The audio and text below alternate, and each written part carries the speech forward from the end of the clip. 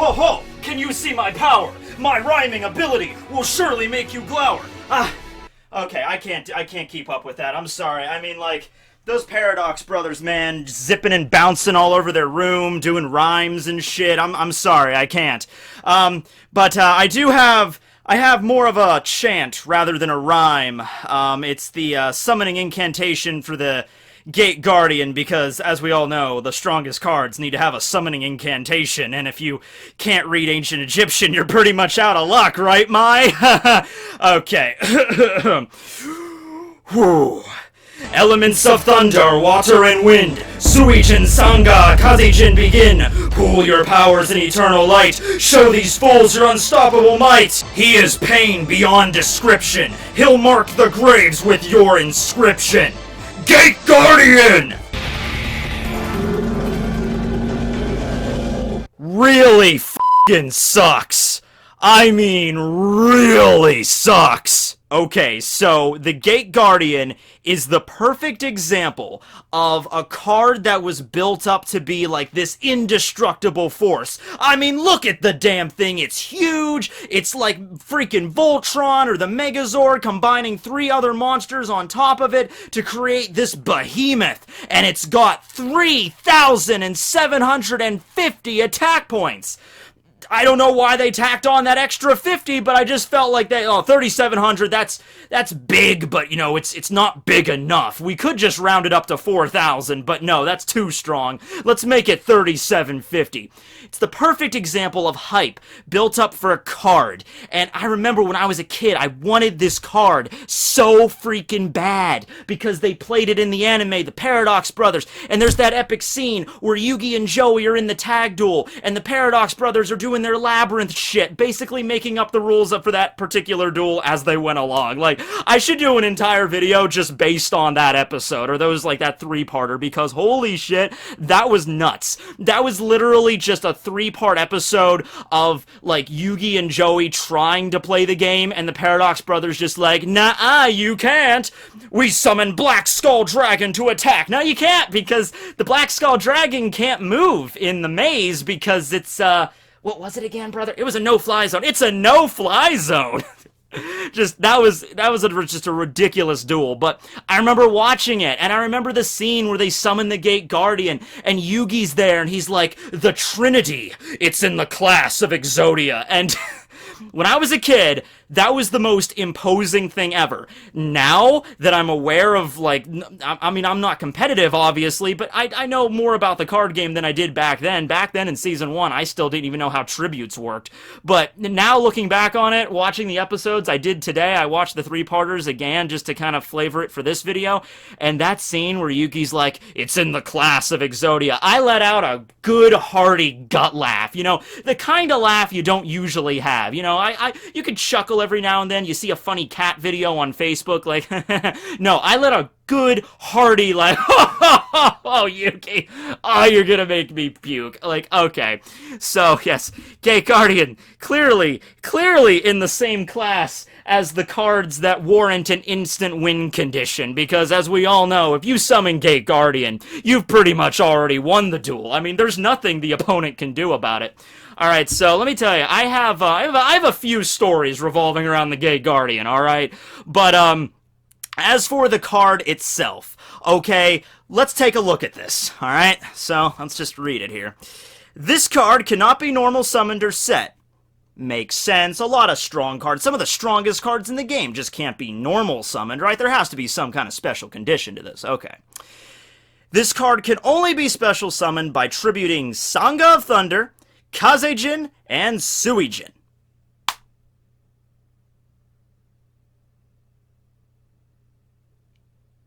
That's it! That's it! You summon this card, 3,750 attack, which is good. And let me keep in mind, this is something that has, like, psychologically, like, altered the way I view Yu-Gi-Oh! And it was in the anime back in the day, Whenever Kaiba summoned the Blue Eyes White Dragon in the very first episode, do you remember that? How much they built up the Blue Eyes White Dragon? It has 3,000 attack. And Kaiba, you know, he spoke about it like it was like the absolute strongest card in the game or something ridiculous. So, that set a psychological, like, condition where I always view the attack points of a monster, you know, as good or bad based on the stats of the Blue Eyes White Dragon. So even to this day, I consider everything lower than 3,000 kind of like and everything more than 3,000, whoa! That was the way I viewed this game. Now, to be fair, back then, there were not very many cards that had more than 3,000 attack.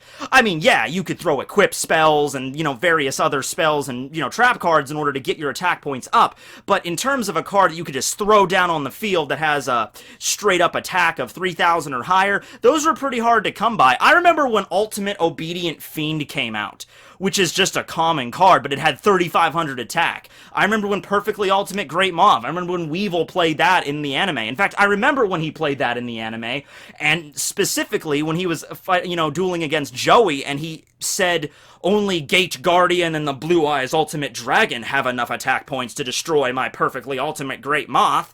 You know, so that was the basis I set for a lot of cards. So that builds to the point that when I was a kid and Metal Raiders was out and I saw this thing, and this was a secret rare in Metal Raiders, by the way. They had the audacity to make this piece of shit a freaking secret rare. And I actually got that right. I have to correct something. Last episode when I was talking about Exodia, I incorrectly stated that the head of Exodia was a secret rare in Legend of Blue Eyes. It was in fact not. All of the Exodia pieces were ultra rares back in LOB.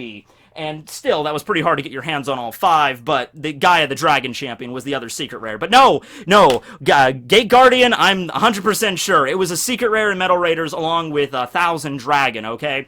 And the reason I call this a piece of shit is because this card has a ridiculously hard summoning condition, alright? It can only be special summoned when you have these 3 monsters on the field, which, by the way, pick out any one of these, they're better cards than this, alright? Because at least these 3 cards, SANGA of Thunder, Kazejin, Suijin, or they're based off of, like, the Jins, you get it? Okay, so, you know, Thunder Deity, Wind Deity, Water Deity, elements, pretty cool, right? Every sort of work of fiction at some point has to have some, like, we are the elements, pool our power together, and our powers combine in Captain Planet, and all that bullshit. Okay, so each of these guys have pretty decent attack in their own right, Kazejin being the weakest with 2,400, Suijin being in the middle with 2,500, and then SANGA being at the higher echelon of 2,600, alright? So, you know, not a match for the Blue Eyes White Dragon, as we've just stated, but, you know, they're okay, they're decent cards.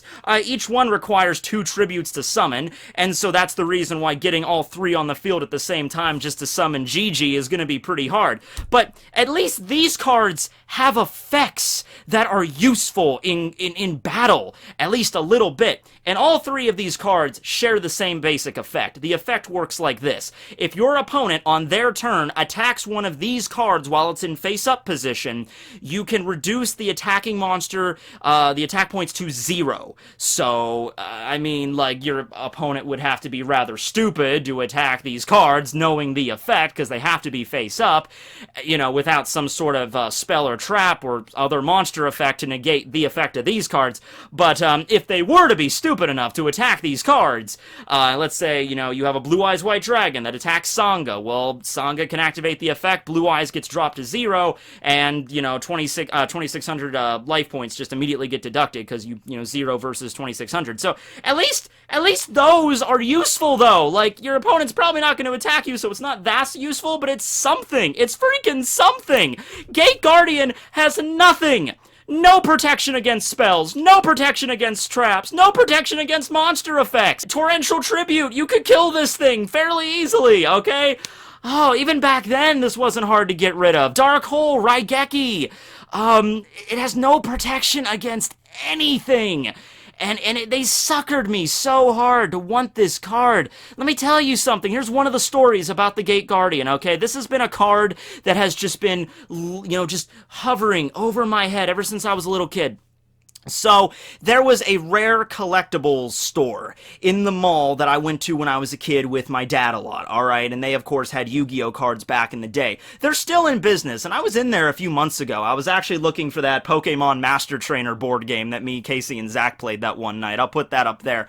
But I was looking for that rare board game, and before I bought it off eBay, I wanted to see if this rare collectibles store had it. So I go in there, and they didn't have the board game, but they had the glass case, and I'm looking through, and they had a few Yu-Gi-Oh cards in there, but this guy right here, I remember for a brief time when I was a kid, me and my dad went in there, they had a secret rare Metal Raider Gate Guardian card, and it was $35. I don't know who appraised it. I don't know if that was that was a steal at the time. I don't remember the exact condition the card was in, but I do remember it was $35, okay?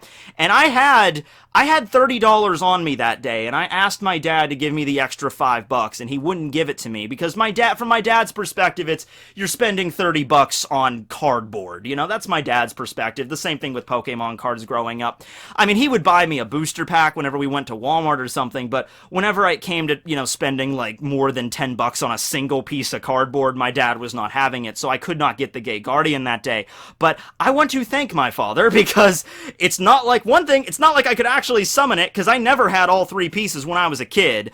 That leads into another story I have, though. It was Christmas, and I don't remember what year, maybe like 2002, 2003. It was Christmas. I was just getting into Yu-Gi-Oh! I went down to my grandparents. I opened up a present. They had Yu-Gi-Oh! Cards in there, and one of them was Metal Raiders, and on Christmas Day, 2002, 2003, I managed to acquire the super rare Kazejin. It was the first and only piece of the Gate Guardian that I ever got out of the initial Metal Raiders pack. And this is the same card. This is the same one I've had from back then, right there, MRD 26. Yep, this is the same card I got that day. And I remember opening it up on Christmas morning and like, oh my god, I got Kazejin! The collection of the Gate Guardian is nigh. But yeah, even if I did have all three cards, I would never be able to get all three of them on the field at the same time. I mean, yeah, there's other stuff you can do. You could throw out Mausoleum of the Emperor to get the pieces on the field easier, just spend life points instead of tributes. You know, there's Tribute Doll you could use. That way you can get cards out without using as many tributes and stuff like that. And I believe that Gate Guardian just needs to first be summoned to the field utilizing the 3 Jin cards. I think if you manage to summon Gate Guardian by tributing all 3 of these cards, which, by the way, you have to tribute these 3 in order to summon GG. That's kind of a dick thing too. They could have at least just had it like, if you have the 3 Jins on the field, just summon Gate Guardian, because then at least you got 4 decent cards on the field. Well, 3 decent cards and a Gate Guardian, but you know what I mean? They make you trash all 3 of these cards that you work so hard to summon this piece of whatever. Like I said, I mean, yeah, it doesn't have decent attack, sure, but anybody that's ever played this game, competitive or casual, understands that attack points really don't account for all that much. Especially now. Do you know how many ways Gate Guardian could get just screwed over if the opponent ever managed to summon him? You know, I just let my opponent summon the Gate Guardian. There is just an endless amount of spells, endless amount of traps, monster effects, you know, hand traps, you know, grave effects, like anything that could kill this thing, negate its summoning, or just trash it once it gets to the field. So, you know what this card needs? I'll tell you exactly what Gate Guardian needs. Gate Guardian, my friend, needs a retrain. It needs to be great again. Make the Great Guardian great. The Gate Guardian great.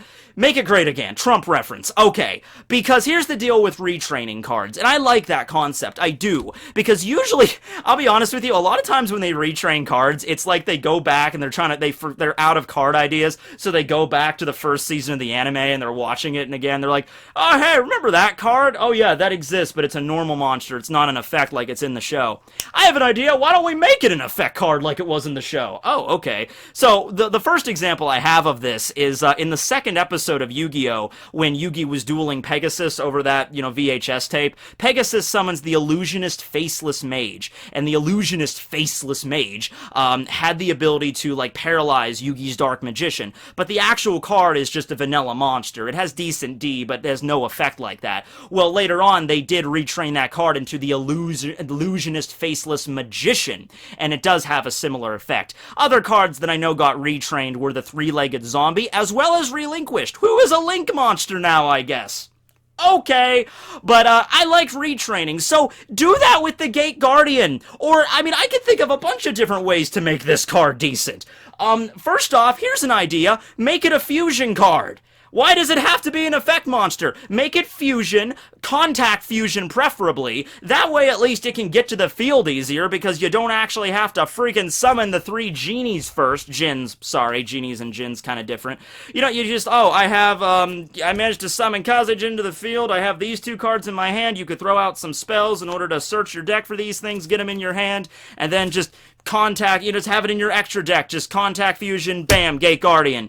Alright, also, throw out, give it something, some sort of defense. Have it be like, when the turn this card is summoned, like the special summoning of this monster cannot be negated, or some shit like that. I also thought about this. Why not make it an entire archetype? Why not? That would be great. That would be great. That would at least give back some of the feeling. Make it like, I don't know, the Royal Gate Guardian, and then have an entire starter deck based around the damn thing. And then, you know, I don't know, have a lot of cards based from, like, the duel between Yugi and Joey versus the Paradox Brothers. Have, like, a field spell called Labyrinth World. Now, I wonder, and I bet I know what you're thinking right about now. Like, how could you possibly translate that duel into a card? Because that duel was not even, like I said, they were coming up with rules out of their ass in that episode. So they were basically, like, turning the card game into, like, a tabletop Dungeons and Dragons thing, where they, remember that? They had to summon the monsters, and you can move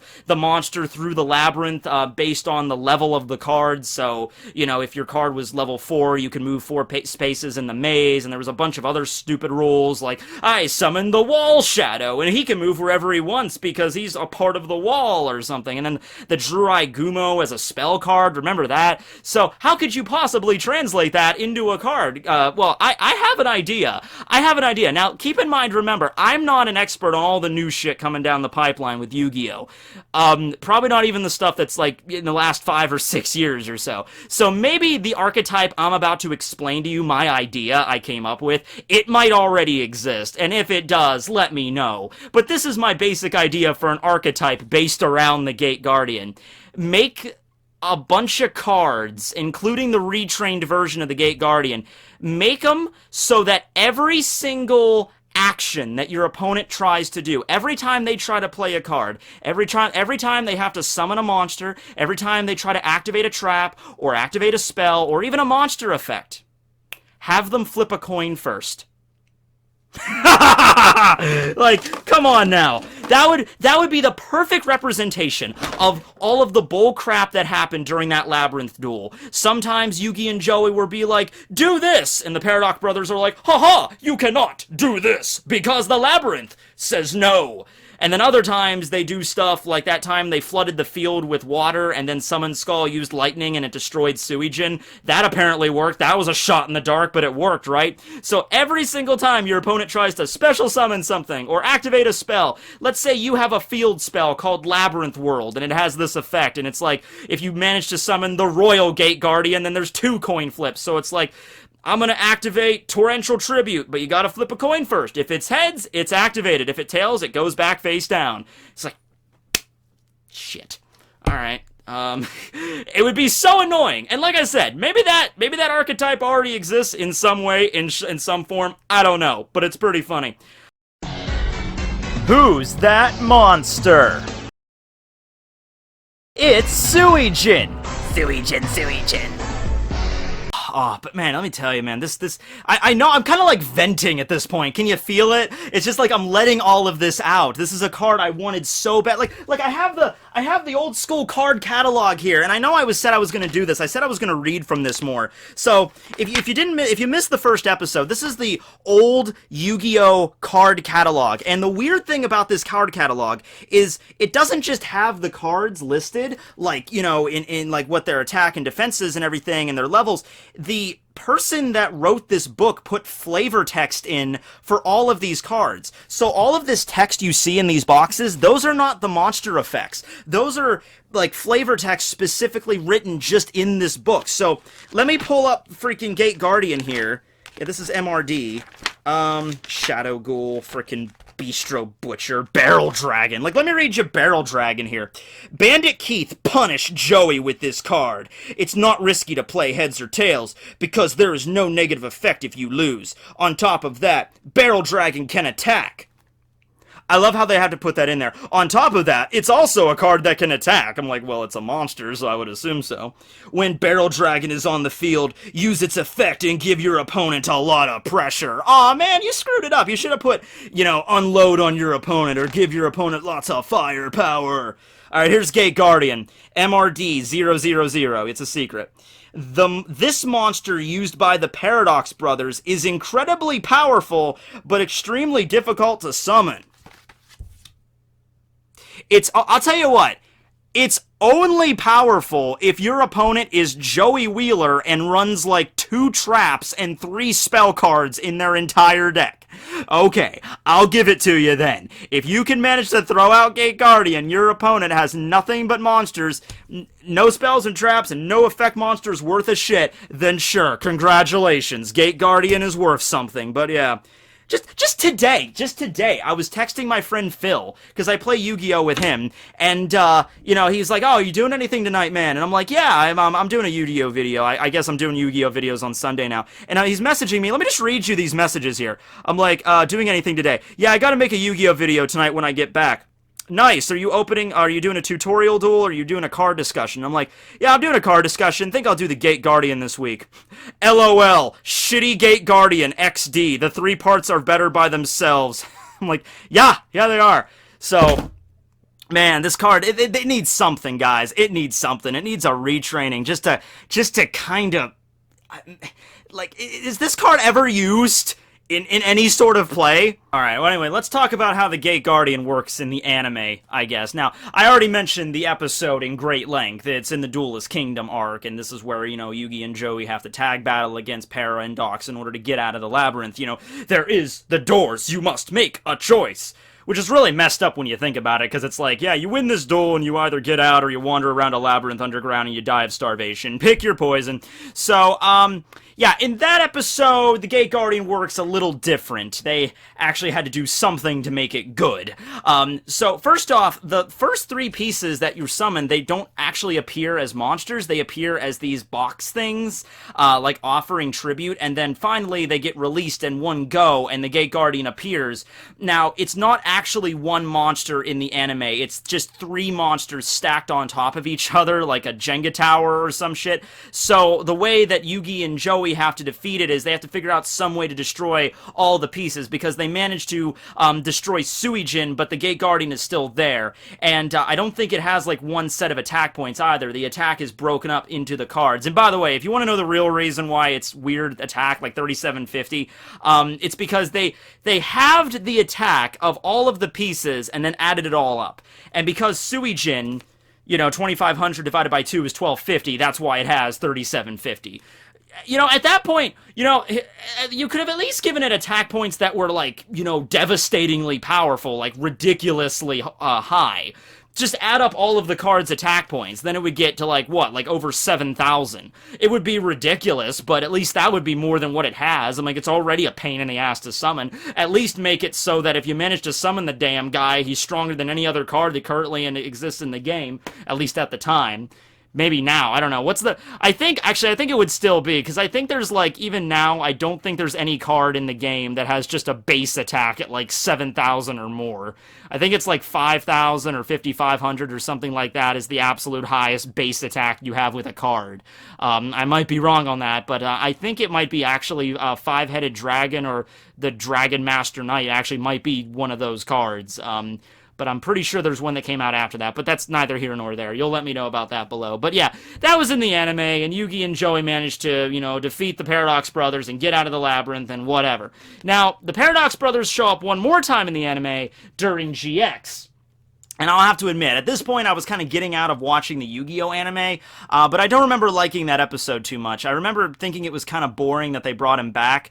But after that point, I don't believe the Gate Guardian appears anymore. And honestly, at that point, more than anything, you know, at the time that Elemental Heroes were introduced and all the stuff that GX was known for, there was even more options to destroy the Gate Guardians. So it's like, this card isn't even threatening anymore. It was, like I said, it was maybe like a little bit threatening when it first came out, and if you managed to get your hands on it, and you managed to summon it, and your opponent managed to have nothing else on the field, yeah, I mean, 3750 attack, that's, you know, direct damage, that's pretty big, but any player worth their shit is going to have some trap to stop this damn thing, you know what I mean? So, what are you gonna do?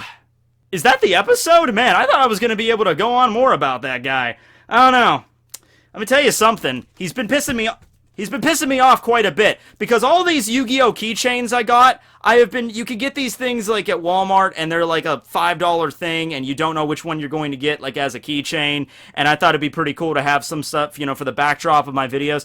I have won four Gate Guardians.